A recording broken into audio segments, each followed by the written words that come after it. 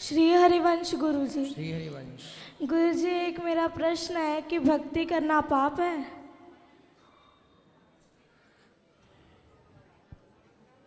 किसने बोला आपको?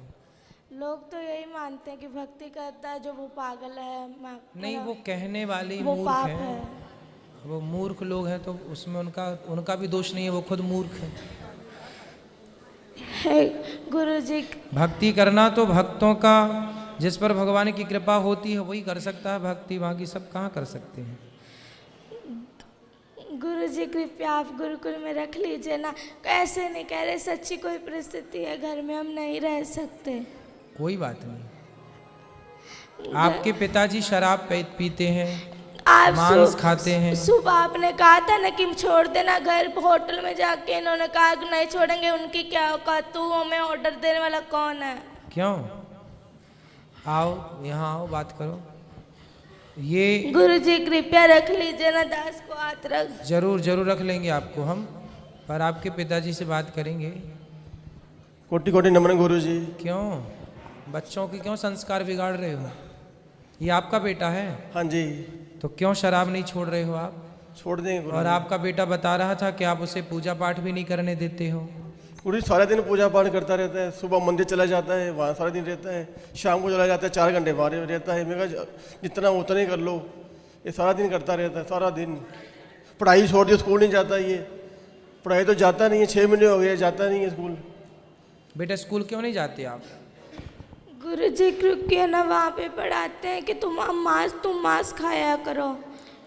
ऐसे स्कूल में क्यों पढ़ाई जहाँ मांस खाने के बाद गुरुजी उसको सिखा रहे हैं? वो ये इसलिए नहीं क्योंकि संतों को गालियाँ देते हैं कि संत पाखंडी, नीच, टकला टुकला, नहीं ऐसे। कौन ऐसा कौन? भगवान को भी गालियाँ देते हैं ये। कौन?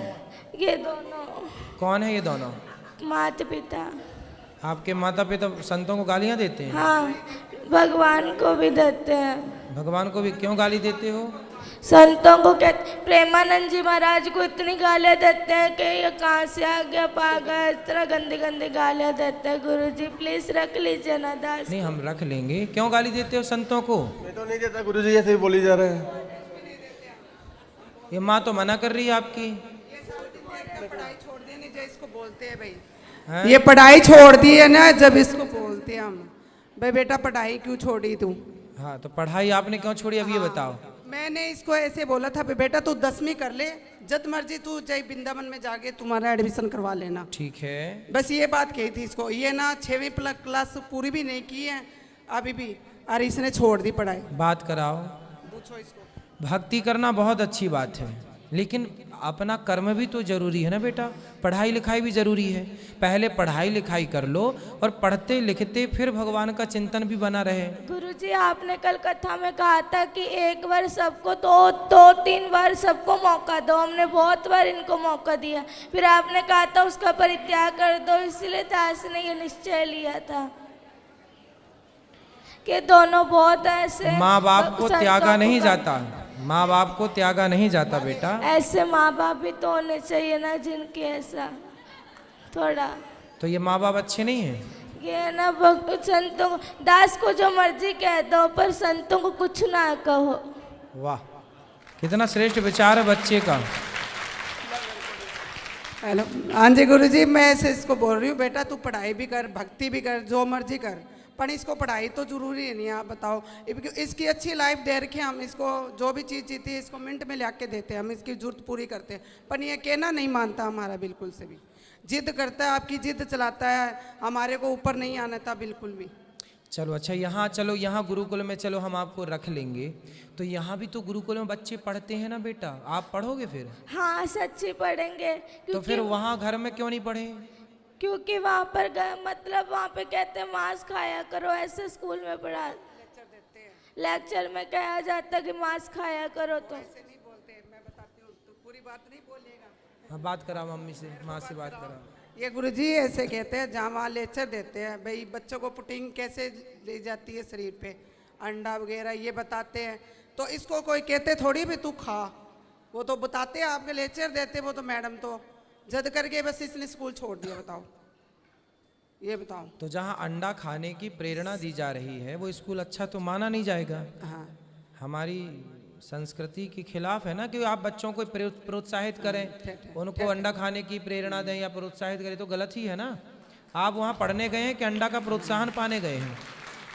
और पढ़ाई भी बहुत अच्छी करता है, बहुत अच्छी पढ़ाई, तो नंबर 1 नहीं है। 550 से नंबर में 450 नंबर लेके आए अभी भी 5वीं क्लास के नंबर। तो आप संतों को बोर्ड के गालियाँ अंदर। क्यों देती हो मैया? इसके ना वहाँ इसमें लुधियाने नंबर तो अच्छे हैं पर गालियाँ क्यों देती हो?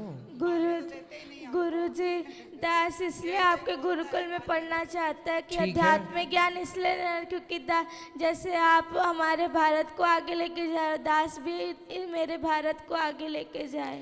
ठीक है बेटा, लेकिन आप अभी कौन सी कक्षा में हैं? 6ठी। तो बेटा आप 8वीं तक तो घर में पढ़ लो ना। यहाँ पर जो बच्चे हैं वो 8वीं के बाद ही यहाँ पर लिया जाता है।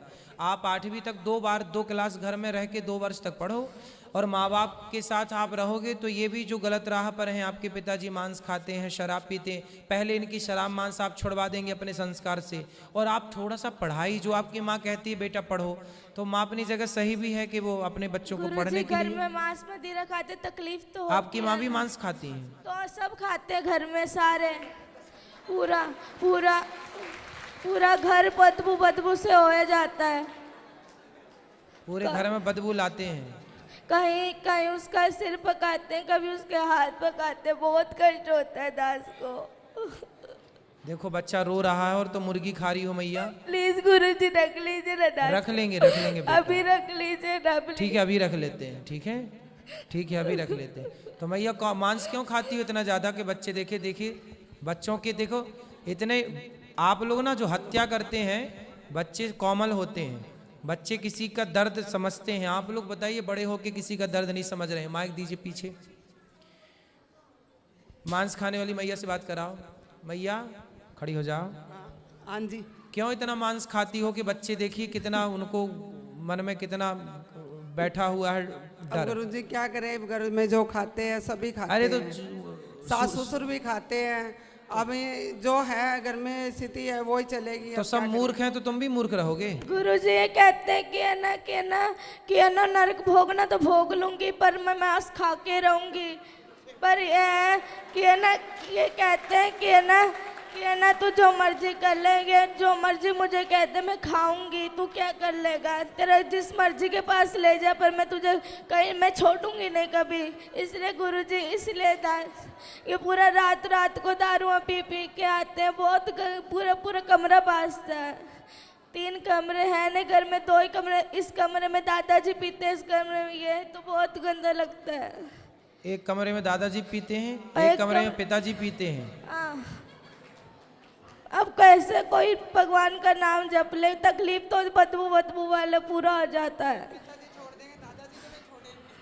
अब दादाजी तो कुछ देर बाद टपक ही जाएंगे। तो आप लोग तो अभी हो, तो आप लोग क्यों पी रहे हो शराब? बच्चे को जब पसंद नहीं है तो बच्चे की खुशी के लिए। दास भक्त नामा वाले सुनता है तो भक्तों को गालियां देते हैं, ये क्या लगा लिया है, ये बहुत गंदी गालियां देते, दास से बर्दाश्त नहीं होता।